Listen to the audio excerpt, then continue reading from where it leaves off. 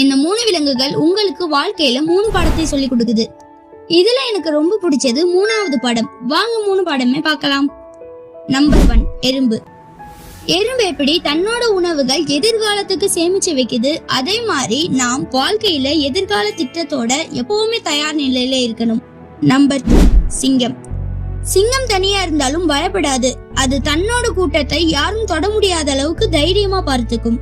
அதே மாதிரி நீங்க வாழ்க்கையில எந்த சிச்சுவேஷன் வந்தாலும் பயப்படாம நல்ல பிளானிங்கும் கரெக்டான ஸ்ட்ராட்டஜியும் வச்சு பிரச்சனையை தைரியமா எதிர்கொள்ள வேண்டும். நம்பர் 3, கழுகு. கழுகு ஒரு தடவை பார்க்க ஆரம்பிச்சிருச்சுன்னா அது கீழே பார்க்காது.